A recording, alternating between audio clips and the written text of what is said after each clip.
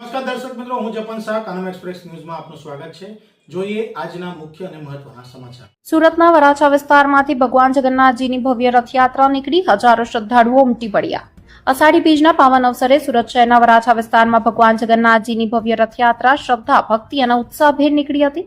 વહેલી સવારથી જ મોટી સંખ્યામાં ભક્તો ભગવાન જગન્નાથજીના દર્શન અને રથયાત્રામાં જોડાવા માટે ઉમટી પડ્યા હતા। વરાછા વિસ્તારમાંથી પ્રસ્થાન કરેલી આ ભવ્ય રથયાત્રા હીરાબાગ, કાપોદ્રા સહિતના વિવિધ વિસ્તારોમાંથી પસાર થઈ હતી। સમગ્ર માર્ગ પર ભક્તોએ ભગવાન જગન્નાથજીના જયઘોષ સાથે ભક્તિમય વાતાવરણ સર્જ્યું હતું। વિવિધ સામાજિક અને ધાર્મિક સંસ્થાઓ દ્વારા યાત્રાનું ભવ્ય સ્વાગત કરવામાં આવ્યું હતું, તેમજ ઠંડા પાણી, પ્રસાદ અને અન્ય સેવાકીય વ્યવસ્થાઓ પણ કરવામાં આવી હતી। અમદાવાદ બાદ ગુજરાતમાં સૌથી મોટી રથયાત્રા સુરત શહેરમાં યોજાતી હોવાનું માનવામાં આવે છે।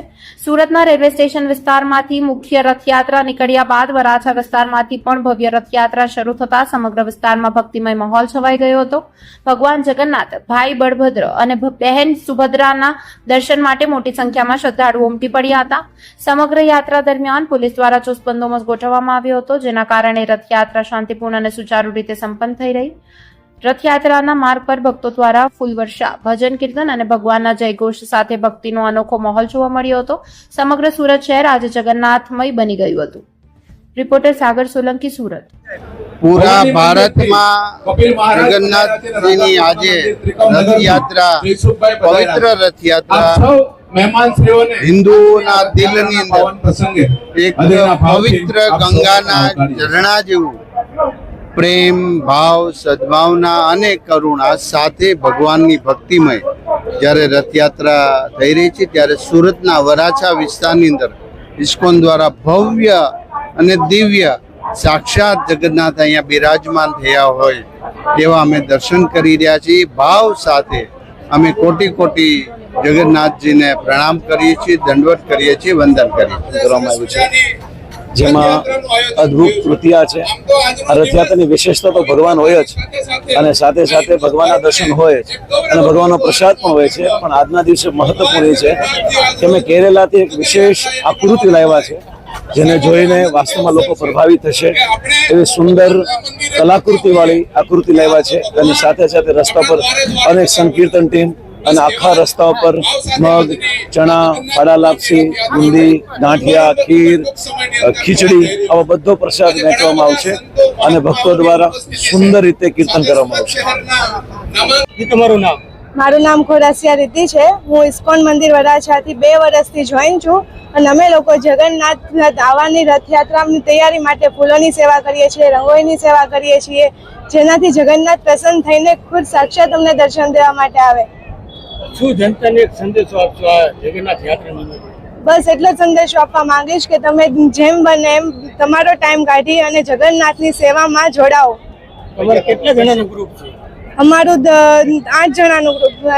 મતલબ કેવી રીતે IGF ના અમે લોકો 50 જેટલી ગર્લ્સ છીએ। અમારો આખું ગ્રુપ છે।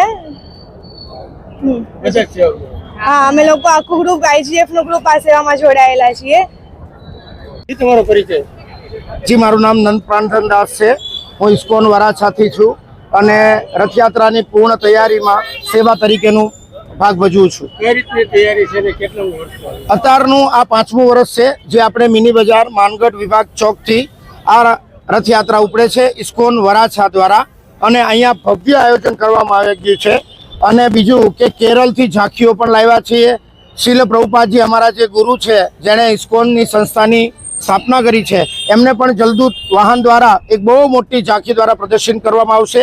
બીજું, માનનીય ગૃહમંત્રી શ્રી અમિતજી શાહ જ્યારે આવ્યા અને જ્યારે જે ભૂમિપૂજન કર્યું, એ ભૂમિપૂજનનું આખું મંદિરનું પ્લાન રેડી થઈ ગયો છે। એ પણ અમારા એક 40 ફૂટના ટ્રકમાં એમને વિસ્તૃત કરવામાં આવશે અને બતાવવામાં આવશે કે એ ભવ્ય મંદિર કેવું બનાવવામાં આવશે ઇસ્કોન મંદિર દ્વારા, જેથી સુરતની ભાવિ ભક્તોને એમના દર્શન થાય, રાધા કૃષ્ણના ભગવાનના દર્શન થાય અને સારામાં સારા ભક્તો અને સુરતની જનતાઓ એ મંદિરનો લાભ લે। કેટલી ઝાંખીઓ નીકળશે ને કયા રૂટ પર ક્યાં સુધી જવાનું? ટોટલ 40 ઝાંખીઓ નીકળશે। સૌપ્રથમ ઘોડાઓ, પછી બગીઓ અને બગીઓ દ્વારા, અને પછી પાછળ બેન્ડ વાજા, પછી અલગ અલગ 10 પ્રકારના પ્રસાદ અલગ અલગ બુંદી, ચણામઠ, લાપસી, ખીર, ખીચડી, કેળા પછી ઢોકળા, આ બધો જ પ્રસાદ બધા ભાવિ ભક્તોને વેચવામાં આવશે ઇસ્કોન વરાછા દ્વારા.